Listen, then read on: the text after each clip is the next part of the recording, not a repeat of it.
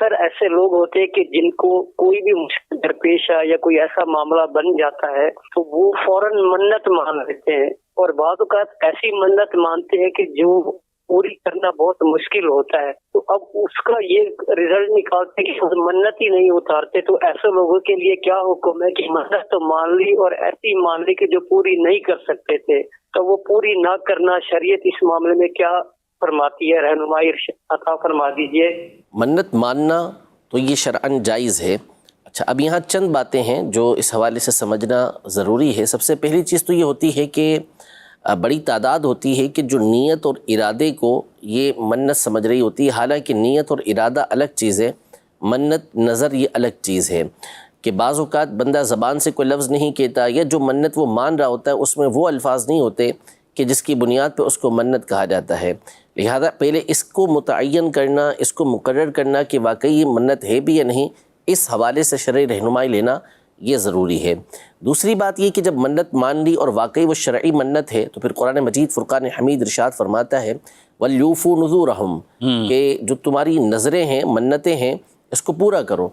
तो मन्नत पूरा करने का अल्लाह पाक ने हुक्म इरशाद फरमाया। अगर किसी ने ऐसी मन्नत मानी कि ये जो शरई मन्नत कहलाती है तो अब इसको पूरा करना ये इसके ऊपर लाजिम है।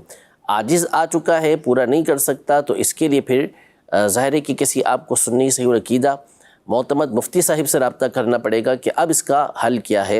वरना बहरहाल जो शख्स मन्नतें मानता है तो उस पर शरई मन्नत है तो उस मन्नत को पूरा करना लाजिम है। इसलिए बात बात पर मन्नत एक तो इस तरह माने ना, और अगर माने तो फिर ऐसी कि जो पूरा करना आपके बस में हो, बआसानी आप पूरा कर सकें। शरीयत मुतहरा कभी भी हमें इस बात का मुकल्लफ़ नहीं करती कि हम ऐसी इबादत अपने ऊपर लाजिम कर लें, ऐसा काम अपने ऊपर लाजिम कर लें कि जिसको हम निभा ना सकें, चाहे वो मन्नत के एतबार से हो, चाहे वो दूसरे एतबार से हो।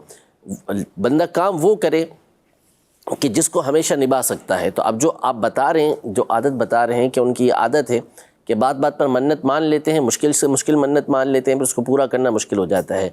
अगर मन्नत शरई ना भी हो, अगर उर्फ़ी मन्नत भी है, उर्फ़ी नज़र भी है, तो भी शरअ यही कहती है कि जब वो जायज़ मन्नत है तो फिर उसको पूरा करना चाहिए। अगरचे कि पूरा करना उसको वाजिब ना रहा, लेकिन फिर भी उसको पूरा करना चाहिए कि अहद तो अल्लाह पाक की बारगाह में किया है ना, तो उसको पूरा करें।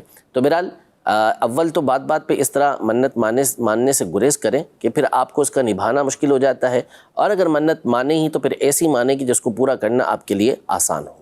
ठीक है, माशाल्लाह। तो इसको याद रखने का भी क्या मतलब, तहरीर कर लें, क्योंकि बाज़ मन्नतें होती हैं, बाज़ काम फ़ौरन होने वाले, बाज़ ऐसे कि काम होते होते ही 5 साल लग गए। अब शादी ब्याह की या कुछ और इस तरह बच्चों के औलाद पैदा होने के हवाले से भी, तो वो काफ़ी साल गुजर जाते हैं, अब उन्हें याद भी नहीं होता।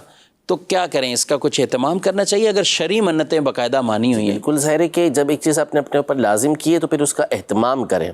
आप वो डायरी में लिख लें, या आप अपने पास किसी मकाम पे नोट कर लें उसको, या किसी को बता दें ताकि वो आपको इस हवाले से याद दिलाता रहे। तो ये एहतमाम बहरहाल करना चाहिए ताकि वक्त गुज़रने के बाद उसको भूल ना जाए।